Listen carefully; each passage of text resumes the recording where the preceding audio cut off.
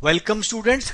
आइए, अब हमने जैसे पिछले वीडियो में बात करी थी, आज हम एक विशेष तौर की क्वेश्चंस की बात करते हैं।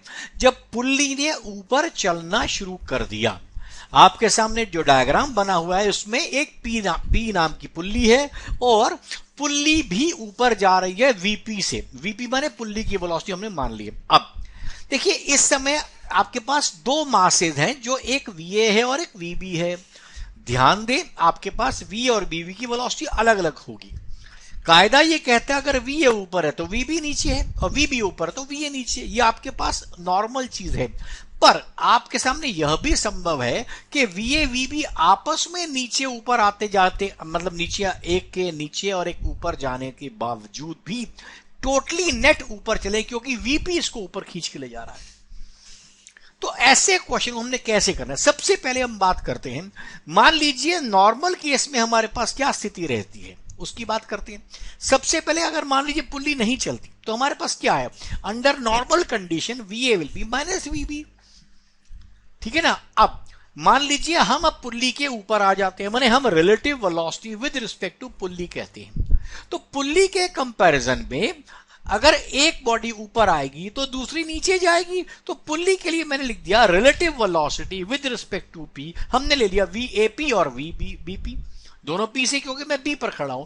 तो वीए क्या बन जाएगा, वीए माइनस वीपी, और वीबीपी क्या बन जाएगा, वीबी माइनस वीबीपी। इसको जैसे ही आपने सॉल्व किया, VA plus VB equals to 2वीपी। समझ रहे हैं आप। तो इस समय हमने क्या किया, वीए वीबी की वेलोसिटी कुछ भी हो सकती है, वीपी की वेलोसिटी कुछ भी हो सकती है। तो इस प्रिंसिपल को यूज कीजिए कि velocity of A plus B by 2 will be VP. अब इसमें ध्यान दीजिए, वीपी अगर 0 है तो अपने आप में आपके पास वीए इक्वल्स टू माइनस वीबी आ गया, जो हमारी सबसे पहली कंडीशन थी।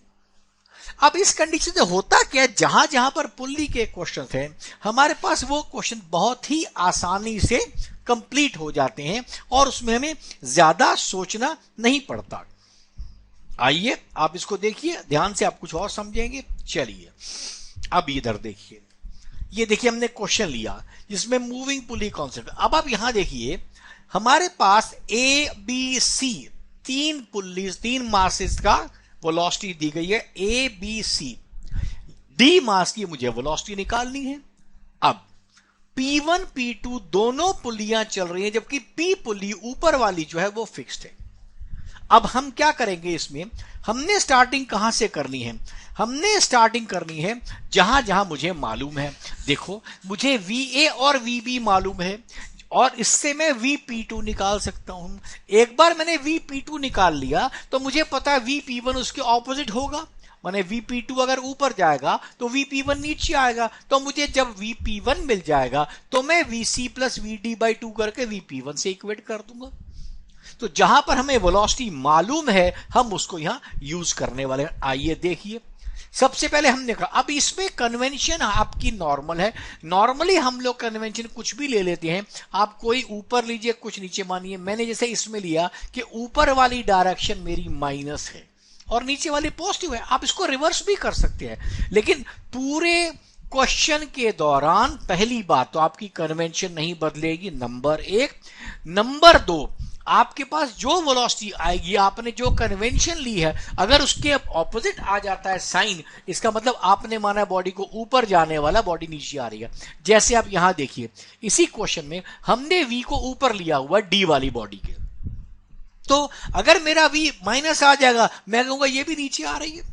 आइए अब VP2 की पहले बात करते हैं। अब VP2 वेलोसिटी हमारे को पता है a माइनस 2 से ऊपर जा रहा है, b 3 से नीचे आ रहा है, तो मेरे पास VP2 की वेलोसिटी मेरे पास 1/2 आ गई। और जो मेरे पास वेलोसिटी VP2 की है, आपको पता है VP1 की उसकी ऑपोजिट होनी चाहिए। VP2 हाफ आया, हमने नीचे वाला पॉजिटिव लिया, इसका मतलब VP2 नीचे गिर रहा है। अगर VP2 नीचे गिर रहा है तो आप ये देख सकते हैं कि हमारे पास VP1 को ऊपर जाना पड़ेगा। ठीक है ना। हमारे पास क्या, हमने नीचे वाले को पॉजिटिव ली है और VP2 मेरे पास पॉजिटिव आया है, इसका मतलब VP1 माइनस जाना चाहिए। बस ये कॉन्सेप्ट लगा लिया। अब हम बात करते हैं, इसी कॉन्सेप्ट को यूज हम करने वाले हैं अगले CD और P1 के कॉन्सेप्ट पे। देखिए अब हमने सी डी का कॉन्सेप्ट लिया, हमने क्या कर दिया, v को कुछ नहीं लिखा मैंने, आपने v+4 कर दिया, आपने नीचे वाले को प्लस लिया था। वैसे कायदे में जो हमने डायरेक्शन बनाई उसके यहां से माइनस भी लिखेंगे, लेकिन मैंने कुछ लिखा नहीं, मैंने सिर्फ v लिख लिया। तो v+4/2 को अपने -12 से इक्वेट कर दिया। अब ये v आपको बताएगा कि इसने ऊपर जाना है या नीचे जाना है। आप देखिए आपकी वैल्यू क्या आ रही है, v की वैल्यू कितनी आई, -5 मीटर/सेकेंड। तो अब आपके पास आपने क्या लिया था, इसको ऊपर वाली वैल्यू हमने पॉजिटिव ली थी, सॉरी ऊपर वाली नेगेटिव ली है, नीचे वाली पॉजिटिव ली है। तो इसका मतलब डी वाला पॉइंट ऊपर जा रहा है। और अगर मैं इस पॉइंट पर यहीं पर इसको माइनस करता, मान लो मैं -v+4 करता, तो मेरे पास अपने आप v की वैल्यू 5 आ जाती मानी हुई।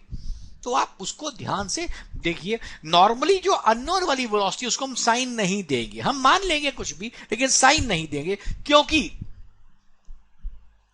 उस लिहाज से हम आगे चल पाएंगे। चले आगे, आइए।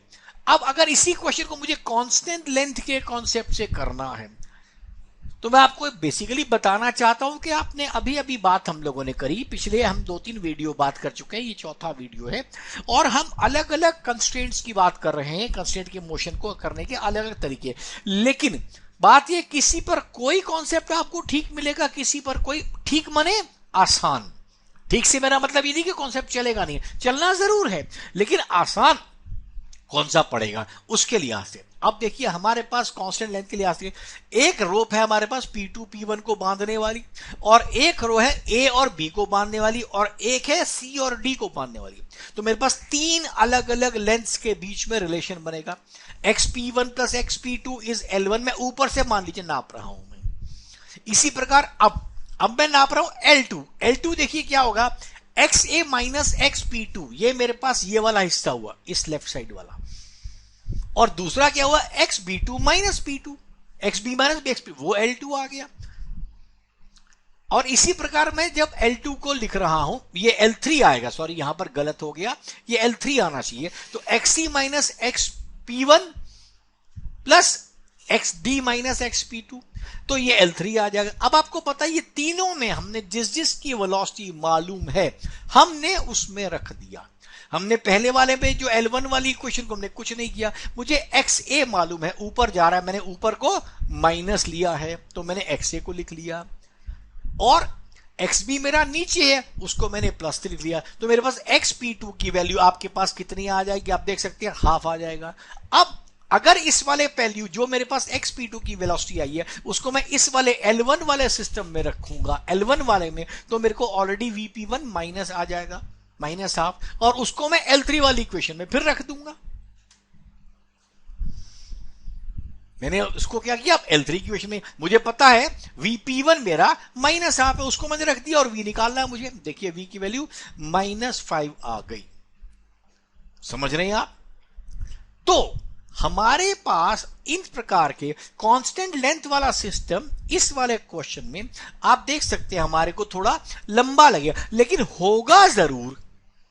आप ये मान के चलिए जो भी कॉन्सेप्ट की आप बात करेंगे वो होगा जरूर। सिर्फ इतना हो सकता है किसी के लिए कौन सा आपको इजी लगेगा, किसी के लिए कौन सा, ये धीरे धीरे क्वेश्चन करके आपको खुद प्रैक्टिस हो जाएगी। और हम कुछ क्वेश्चन की ऐसी बात करेंगे जिसमें स्टार्टिंग इससे करेंगे, आइए इसको शुरू कर रहे हैं, तो कौन सा मेथड आपके लिहाज से ठीक चलता है उसको भी हम बात करेंगे। आइए एक और क्वेश्चन लेते हैं, ये देखिए। अब पिछले वाले क्वेश्चन में हम T.V नहीं ले सकते थे, क्योंकि T.V में मुझे 3 T अलग अलग लेने पड़ते, क्योंकि टेंशन मेरे P1 में अलग थी। मैं आपको यहां दिखाता हूं, मेरी टेंशन देखिए P1 P2 वाली में टेंशन अलग है, AB वाली में टेंशन अलग है, और CD वाली में टेंशन अलग है। तो T.V करके मुझे टेंशन अलग अलग लेनी पड़ती, इसके लिए मैंने उसको ट्राई नहीं किया। इसको देखिए इसमें हम कर सकते हैं। आइए अब हम बात करते हैं, हमने पुलिस को नाम रख देने, इसके लिहाज से देखिए हमने रखा इसका नाम P1, इसका नाम रखा P2, और इसका नाम रख दिया P3। हमें किसकी वेलोसिटी मालूम है, P3 के साथ जो ब्लॉक लगा हुआ है लेफ्ट साइड पर वो 2 मीटर पर सेकंड से आ रहा है, अपने को मालूम है। अब 2 मीटर पर सेकंड की मदद से मैं P2 की वेलोसिटी निकाल पाऊंगा, क्योंकि P3 के नीचे आने पर वही वेलोसिटी मिलेगी मुझे। ये देखिए हमको पता है P3 0 है, क्योंकि P3 कांस्टेंट है, P3 चल रहा है। हमने वैल्यू पुट कर दी। अब दूसरी चीज हमें यहां भी समझनी है कि टेंशन वाइज भी हमें समझना है। अब देखिए P1 वाली पुल्ली वाली रस्सी में देखिए मैं टेंशन बताई T। अब P1 के एक साइड T है, दूसरे T है, इसके लिए P2 से P1 को जोड़ने वाली रस्सी में 2T टेंशन होगी। अब P2 से P1 में 2T है, तो P2 से दूसरे वाले हिस्से में नीचे जाने पर यहां पर भी 2T है, इधर भी 2T है, दोनों जोड़ करके P3 से P2 के बीच में हमारे पास 4T आना चाहिए।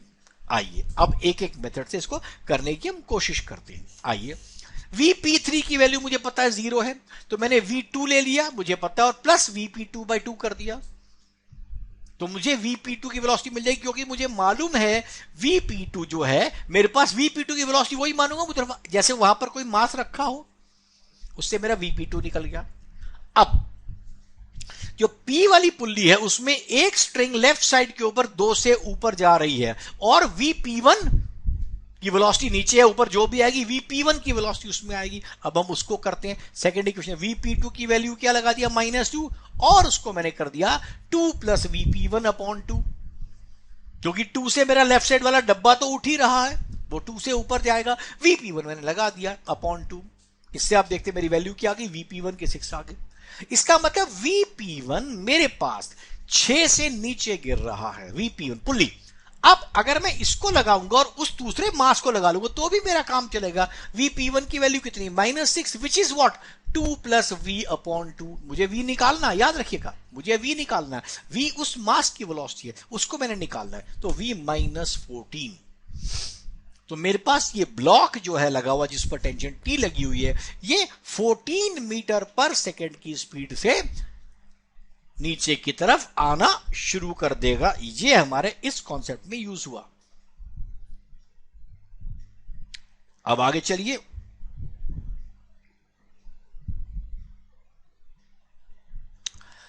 अब इसी क्वेश्चन को हम, क्योंकि इसमें टेंशन अलग अलग हम निकाल चुके हैं, इसमें हम निकाल सकते हैं। आइए समेशन टीवी लगाते हैं। अब मैंने किसमें लगाया, मैंने सिर्फ टेंशन लगाई बड़े ब्लॉक के लिए। उसमें आपको पता है एक 4T की रस्सी है, एक 2T की रस्सी और एक 3T की रस्सी है।